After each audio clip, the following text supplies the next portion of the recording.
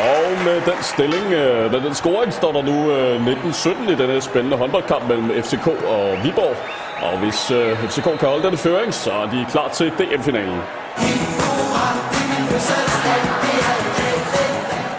Og Viborg har nu skiftet forsvar. De spiller i en 6-0 opstilling, og han er en helt uregelmæssig tackling der. Det er Kaiser Jørgensen, og hun får en 2 minutters udvisning.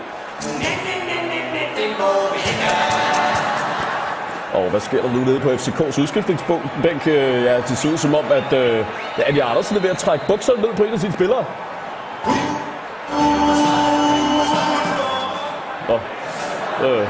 Og det ser ud til, at det er Stina Madsen, der har fået trukket bukserne af. Hun er meget vred på Anja Andersen. Du skælder mig hele tiden ud.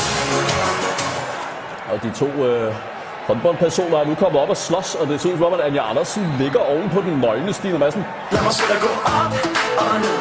Kom nu. Ja, og situationen er nu ved at udvikle sig dramatisk nede på tilskuerpladserne. Det ser ud som om, der er blevet tændt et romerlys, så ja, det ser faktisk ud til, at der er gået ild i en af tilskuerne dernede. Situationen er nu blevet så ustabil, at jeg er blevet til at flygte. Jeg kan desværre ikke sende mere. Farvel.